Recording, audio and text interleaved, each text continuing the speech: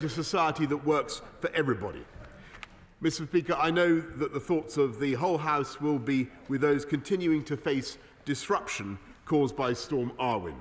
My right honourable friend, the Secretary of State for Business, Energy and Industrial Strategy, will update the House on the continuing response to Storm Arwen after these questions. Mr. Speaker, this morning I had meetings with ministerial colleagues and others.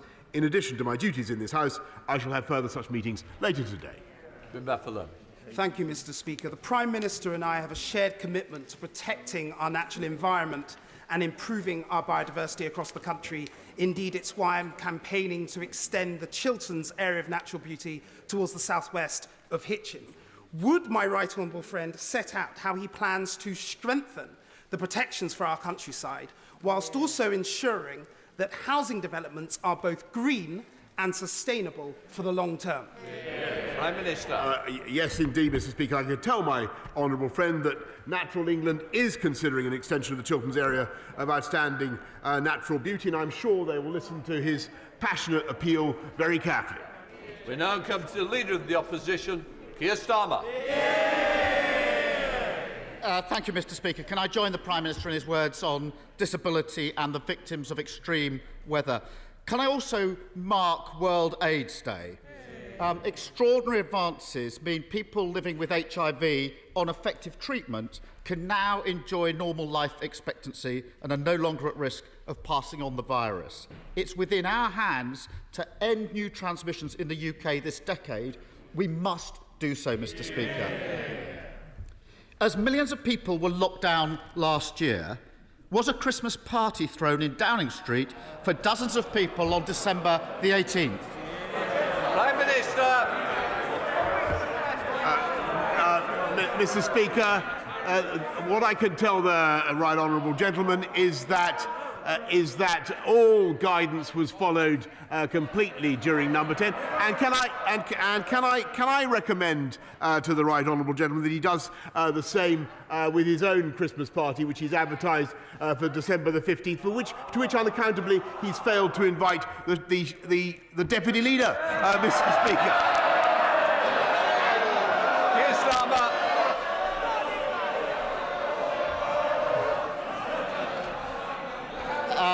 Nice try, but that won't work. Mr. Speaker, the defence seems to be no rules were broken. Well, I've got the rules that were in place at the time Prime Minister of this party. They're very clear, Mr. Speaker. You must not have a work Christmas lunch or party. Does the Prime Minister really expect the country to believe that while people were banned from seeing their loved ones at Christmas last year, it was fine for him and his friends to throw a boozy party in Downing Street? Prime Minister. Mr. Speaker, I've said what I've said about Number 10 and the events of 12 months ago, but he since asked about what we're asking the country to do this year, Mr. Speaker, which I think is, frankly, a more relevant consideration. The important thing to do, Mr. Speaker, is not only to follow the guidance which we have set out, but also when it comes to dealing with the Omicron variant, to make sure that, as we've said, that you wear a mask on public transport and in shops, Mr. Speaker, and that you self-isolate if you come into contact with somebody who has Omicron, Mr. Speaker. And above all, what we're doing is strengthening our measures at the borders, but particularly, and I think this will be very valuable for everybody to hear, get your booster, Mr. Speaker.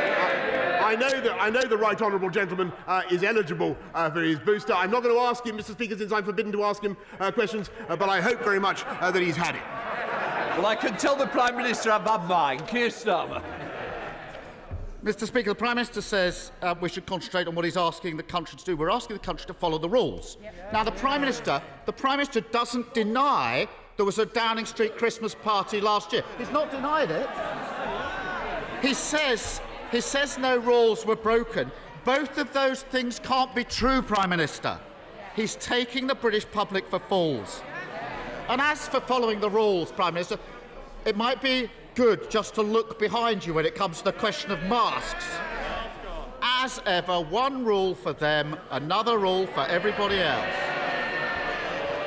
Mr. Speaker, at the last election, the Prime Minister promised to build 40 new hospitals. 40 new hospitals. Page 10 of his manifesto. With waiting lists so high, Prime Minister, it's a very, very important commitment. Now, the Cabinet Office and the Treasury have checked on progress, and it's reported that they've reached a damning conclusion. I know the Chancellor would have seen that. They've concluded that the project needs a red flag because it's unachievable. Prime Minister, is that true? Prime Minister. No, Mr. Speaker. We're getting on with... He plays politics and asks frivolous questions, Mr. Speaker. We're getting on with delivering on the people's priorities, and we're putting record investments into the NHS on top of the 34 billion with which we began, and then the 97 billion that we put in to fight COVID. We, Mr. Speaker, are helping to build another 40 new hospitals with an injection of £36 billion of investment, Mr. Speaker, which that party voted against. Keir Starmer. Well, this is strange, Mr. Speaker, because the government hasn't been denying the reports about the red flag, and they haven't done since, but now the Prime Minister does. There's obviously some confusion on these benches over whether the Cabinet Office and the Treasury think he's on course to break yet another promise, this time on new building of hospitals. So he can clear this up this afternoon. If he's so confident in his answer, why doesn't he publish the progress report in full and let us all see it? Prime Minister. Mr. Speaker, what we're doing is not only building 14 new hospitals, but we are also, and it's incredible that we've been able to keep going throughout the pandemic, Mr. Speaker, but we're also making record investments in our, yes it is, and we're also making record investments in our NHS. We have more doctors, more nurses working in our NHS than at any time in the history of that magnificent organisation. And rather than running down what they're trying to do, Mr. Speaker, and casting doubt on their efforts, he should get behind them, and he should support our booster campaign.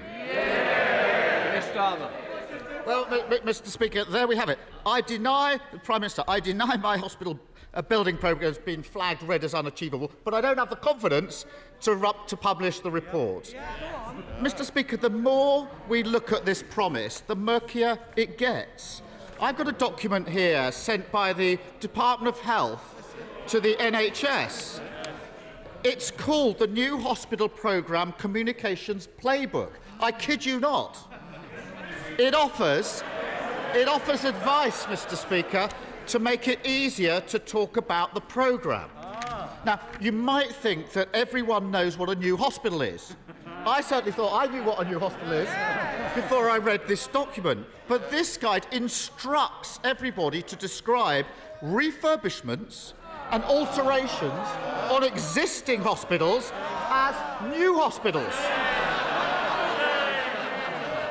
We can all agree that refurbishments are a very good thing, but they're not new hospitals. So, Prime Minister, how many of the 40 are fix-up jobs on existing hospitals, and how many are actually the new hospitals he promised? Prime Minister. Mr. Speaker, you obviously don't always go around building on greenfield sites. What we are doing is massive.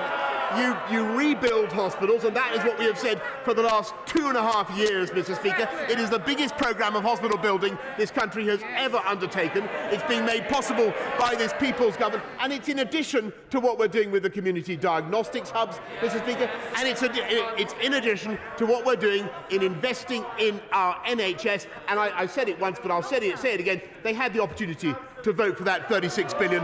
They turned it down, Mr. Speaker. We're getting on with the people's priorities. They're playing politics. And no wonder so many Tory donors paid so much for that wallpaper last year. It probably told me it's building a new flat. It's the same old story from this Prime Minister, week in, week out, defending the indefensible and broken promises. His mates were found to be corrupt. He tried to get them off the hook. Downing Street throws parties during lockdown. He says, not a problem. He promised there'd be no tax rises, then he put up tax. He promised there'd be a rail revolution in the north, then he cancelled the trains. He promised no one would have to sell their home for care, then along came his working-class dementia tax. He promised 40 new hospitals, and even if you count the paint jobs, his own watchdog says he can't deliver it. Isn't this the truth, Mr. Speaker, that any promises from this Prime Minister aren't worth the manifesto paper they're written on? Mr. Speaker, the right honourable gentleman dribbles on irrelevantly about wallpaper and parties playing politics. And by the way, on that, I'm told that when the Deputy Leader and Shadow Secretary of State for the Future of Work was told that she wasn't invited, she denounced it.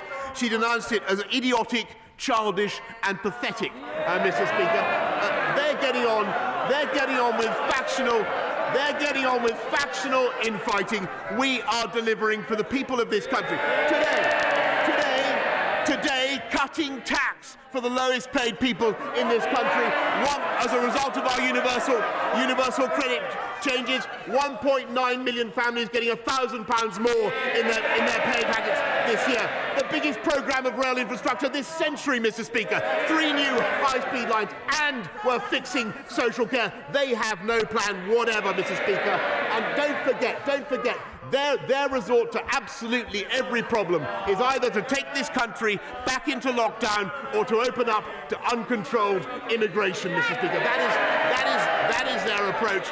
We are delivering on the people's priorities, and we have more people in work now as a result of the balanced and proportionate approach that we are taking than we had before the pandemic began.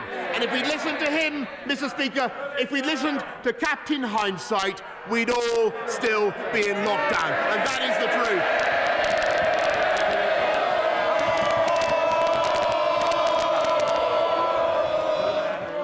To hear to Mr. Rosendale. If you don't, come on, Andrew.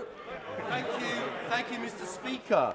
The Prime Minister will know that we will not be able to stop the endless waves of illegal migrants crossing the English Channel until we break free from the constraints of the European Convention on Human Rights, which impedes our ability to tackle this tragic situation and protects even the most violent criminals from being deported. So, will the Prime Minister agree with me that it is time to take back control and fulfil our manifesto commitment in 2015 to get rid of Labour's Human Rights Act and bring in a British Bill of Rights? Prime Minister. Yes, Mr. Speaker, I thank my right honourable friend, but we will certainly review the human rights system. But in the meantime, there is something we can do, or we can all do, on next Tuesday and Wednesday, Mr. Speaker, because our Borders Bill is coming back to this House after long gestation, and it gives us the power to make the distinction at last between illegal and legal migrants to this country. It gives us the power gives Border Force the power to turn people back from this at sea, Mr. Speaker. And, Mr. Speaker, it gives us the power. It gives us the power to screen people and send them for screening overseas rather than in this country. Now, will that I'm not going to ask them, I'm going to tell them. It'd be a great thing, Mr. Speaker, if the party opposite backed our Borders Bill and undermined the criminals. Young SNP, Ian Blackford. Thank you, Mr. Speaker. And can I associate myself with the remarks of the Prime Minister on disability, and of course our thoughts are very much with all of those that are recovering from Storm Urban, and with the Leader of the Opposition. Of course, we commemorate World AIDS Day, and I'm sure, Mr. Speaker, that the thoughts of yourself in this House will be with the family and friends of Siobhan Cathegan, the Scotland rugby player, aged 26, who unfortunately died over the course of the weekend, having had won 19 caps for Scotland. Mr. Speaker, it is deeply regrettable that once again that we're forced to spend so much time in this House discussing the Prime Minister's misconduct. But when the person in charge so blatantly breaks the rules, it needs to be talked about. Last Christmas, the Prime Minister hosted a packed party in Downing Street, an event that broke lockdown rules, rules that everyone else was expected to follow. Now, the Prime Minister might be denying it, but I've spoken to the Mirror newspaper this morning, and they are confirming what happened, and they have legal advice on potential illegality. At a time when public health messaging is so vital, how are people possibly expected to trust a Prime Minister when he thinks it's one rule for him and one rule for everybody else? Prime Minister. Well, Mr. Speaker, I think they should concert their line of attack more closely. I've said before that he's talking total nonsense. I think he would have been better off, frankly, saying something about the victims of Storm Arwen in Scotland and what we want to do. I'm afraid if I didn't hear it, he was drowned out by his supporters. But I think what we need to do is work together, the government of the UK working with the Scottish authorities to help those people get their power back, and that's what we're doing. Ian Blackford. This graceful answer, and clearly the Prime Minister can't even listen because I mentioned Storm Arwen. Mr. Speaker, the real reason why all this matters is because we find ourselves at another very difficult moment in this pandemic. This is at a time where leadership matters, when truth matters, and when trust really matters. Only this morning, leaked sage advice confirms that the UK government's current international travel restrictions will identify significantly fewer cases. That is exactly the same advice that the Prime Minister received from the First Ministers of Scotland and Wales on Monday, and he has ignored that advice. Since then, other countries, like Ireland and the US, are moving rapidly on international travel to protect their people. So will the Prime Minister finally convene a four-nation Cobra meeting to tighten travel restrictions, or will he continue to ignore the Scottish Government, the Welsh Government and his own sage advisers and imperil the health of the public of these islands? Prime Minister. I thank the right honourable gentleman, and of course we want to work closely with him, and there will be abundant opportunities today and the weeks ahead to concert our activity. But he's simply wrong in what he says about the steps that the government has taken to prevent the seeding of this variant from abroad. This country was actually the first to respond, Mr. Speaker, and for the 10 countries that are most likely to seed new variant, to seed Omicron in this country, we've put them on the red list, Mr. Speaker, so they have not only pre-departure tests, but they are also quarantined, Mr. Speaker, and I have to say that he is not right in what he says, and every other country in the world, 100%, I don't mind if he shouts, Mr. Speaker, I will tell him very calmly and quietly, 100% of the passengers arriving from every other country in the world must take a PCR test, and they cannot get out of quarantine, Mr. Speaker, unless they test negative. Those are balanced and proportionate measures designed to protect the British people from the Omicron variant, and that's the right approach to take. John Penrose. Mr. Speaker, Britain has some of the most unaffordable childcare in the developed world, which reduces opportunities for working families, particularly single parents, deepens gender pay gaps and makes levelling up much harder.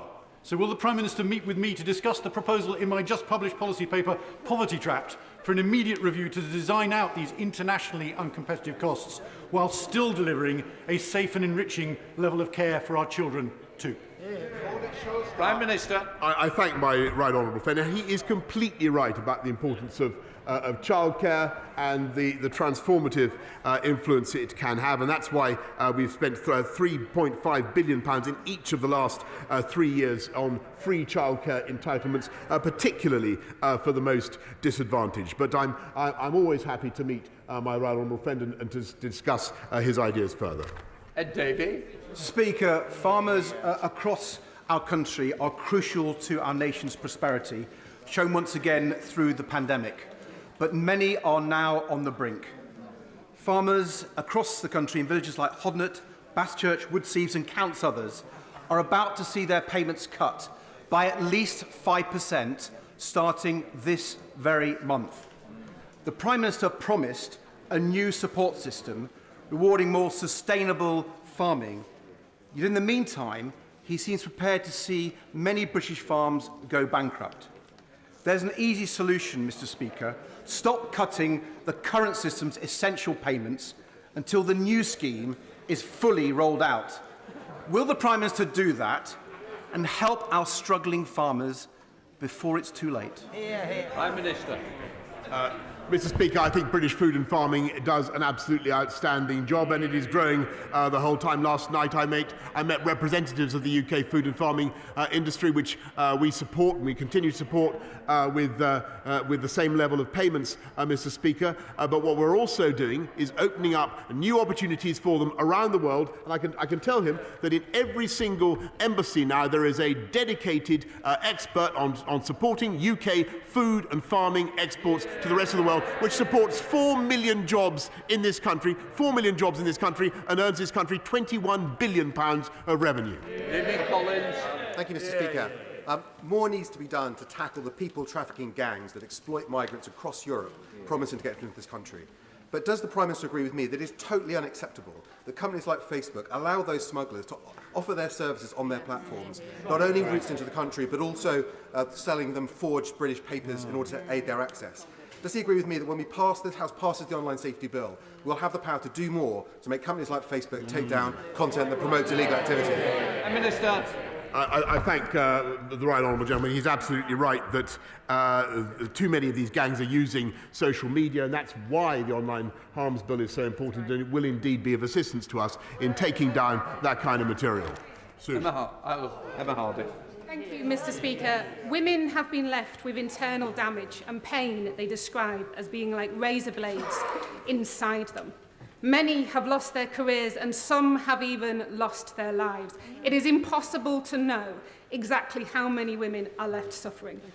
So why will the Prime Minister not give these mesh-damaged women the redress that they were recommended in the Cumberledge report? Prime Minister.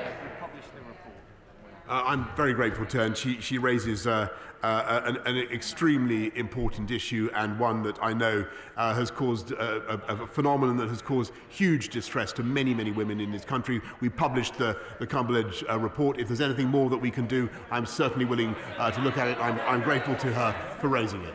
Brendan Clark-Smith. The levelling up agenda has already changed so many areas of our country for the better. And in my constituency, in Worksop particularly, our town centre is in desperate need of regeneration and to finally solve our flooding problems. But unfortunately, my council in Bassetlaw missed the deadline for the latest round of grants. Labour on council. What can this government do to help support areas like mine who have struggled with their bids in order to make sure they are successful the next time around? Minister. I thank you I thank my honourable friend very much. Well, the step number one is to vote out those dozy Labour councillors, Mr. Speaker. But I can tell him and I thank him for the excellent representation he gives to Bassetlaw, Mr. Speaker. And I can tell him the second round of bidding for the Levelling Up Fund will open in the spring of next year. Thank you, Mr. Speaker. Between 2010 and 2019, West Midlands Police lost 2,221 officers, whilst the force should receive an additional 1,200 new recruits by 2023 via the Police Uplift programme. That still leaves a shortfall of 1,000 officers. This lack of frontline police has left the force stretched and under significant pressure, with officers actually telling me there are simply insufficient resources to investigate every crime. Will the Prime Minister commit to providing West Midlands Police with a fairer funding deal to ensure the force can return officer numbers back to 2010 levels? Mr. Speaker, I thank her for drawing attention, and I thank her. I think the police officers in the West Midlands, but I thank her for drawing attention to what we're doing to increase the number of police officers, because we are on track. of our 20,000 that I pledged on the steps of Downing Street 2.5 years ago, Mr. Speaker, we've already recruited another 11,000. And I'm proud to say that our police officer workforce is more representative of the whole of this country, with more women, more people from ethnic minorities than ever before. Thank you, Mr. Speaker. Last week, the Chief Minister of Gibraltar, the Honourable Fabian Picardo, appeared before the European Scrutiny Committee and gave evidence about the continuing negotiations between Gibraltar and the European Union on their future relationship. During the course of his evidence, the Chief Minister made clear that his ambition was that Gibraltar's future should be, as he put it, British, British, British. Yeah. Can my right honourable friend say what the government is doing to support the First Minister to achieve that aim, and in particular to exclude any role for the European Court of Justice? Yeah. Prime Minister. I thank my right honourable friend, and frankly I can't really improve on the verdict of my friend Fabian Picardo, the Chief Minister of Gibraltar. Gibraltar is British, British, British, and will remain so. And by the way, Mr. Speaker, I see no future role for the European Court of Justice. Christine Jardine. Thank you very much, Mr. Speaker. My constituency of Edinburgh West has some of the most polluted streets in our country. An estimated 1 in 29 deaths in Edinburgh is related to air pollution, and we don't meet WHO guidelines. So will the Prime Minister meet with me and discuss whether his government can support my private member's bill to tackle that issue, bring us into line and let us all breathe a little easier?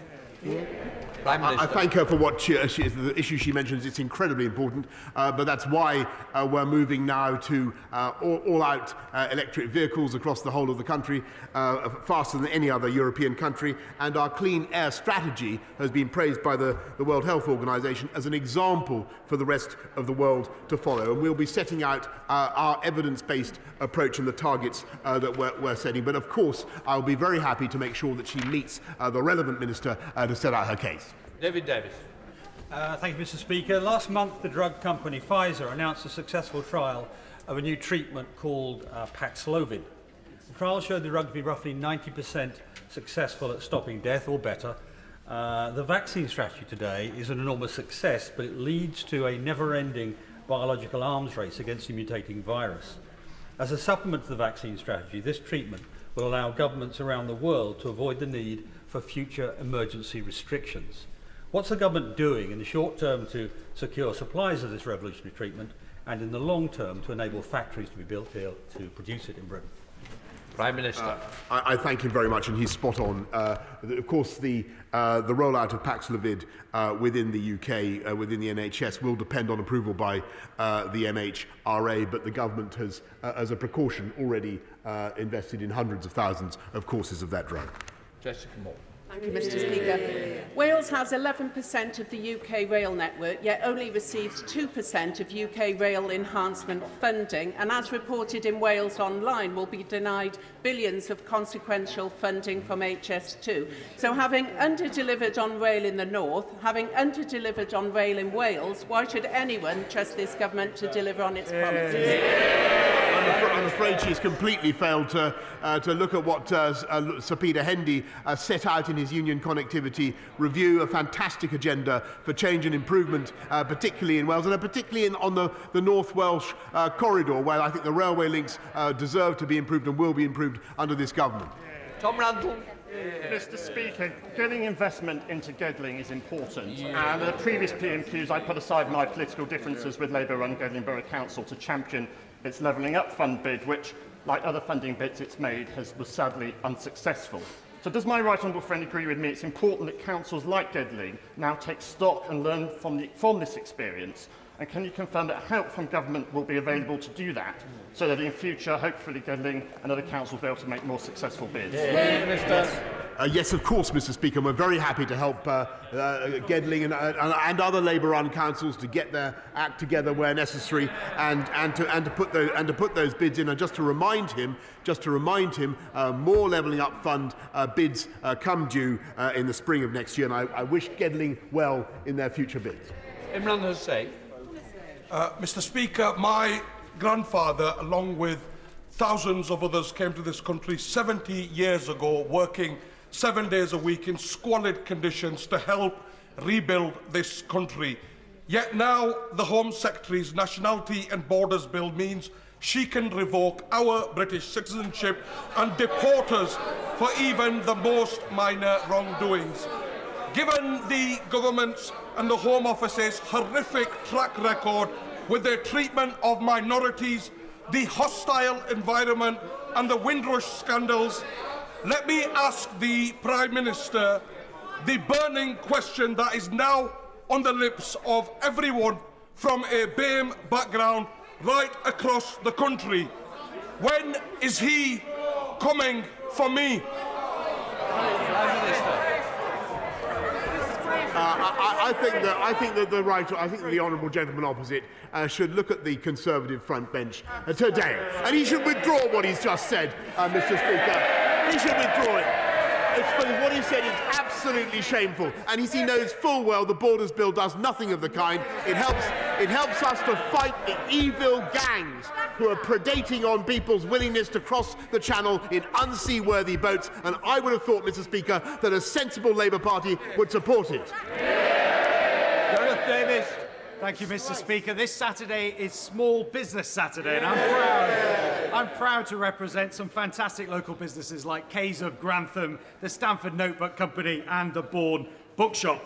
This government has provided unprecedented support throughout the pandemic. Can the Prime Minister assure me that his commitment to our high streets will continue long into the future?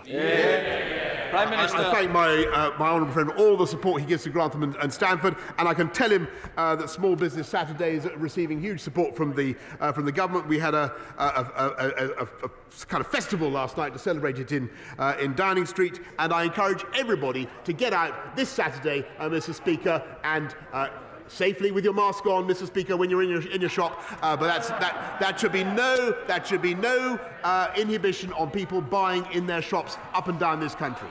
Final question, Ian Byrne. Thank you, Mr. Speaker.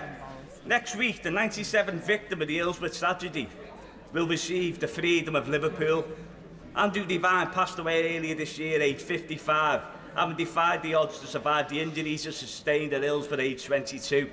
A coroner's inquest in Liverpool in July ruled that he was unlawfully killed as a result of the disaster, making him the 97th victim. Following my tabling last week of an early day motion on Hillsborough and a national curriculum, will the Prime Minister agree to meet with me to discuss the rollout of the Hillsborough Real Truth Legacy Project, including the addition of the Hillsborough disaster to the national curriculum, and help to consign to history the narrative of lies and smears peddled by some elements of the media and establishments over the last 32 years through the power of education? Prime Minister. I thank the honourable gentleman for the powerful point that he has just made, because even though 32 years have passed since that devastating tragedy, I know that the wounds remain very raw in Liverpool. And what I can say to him is that the government is committed, as he knows, to continuing engagement with the families of the bereaved, and to making sure that the lessons from that tragedy continue to be properly learned, and that the victims of Hillsborough are never forgotten, Mr. Speaker. But I'm also happy to make sure that he meets the relevant minister to take forward an agenda I think is shared by people up and down this country. We're now going to come to the statements. To those who wish to leave, can they please leave quickly and quietly?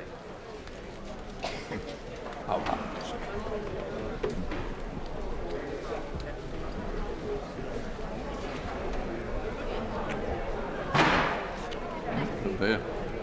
Yeah, don't worry. All right, Tom. We got through. Rosie, put that phone down. I know, she's got the phone on. She's not answering her phone.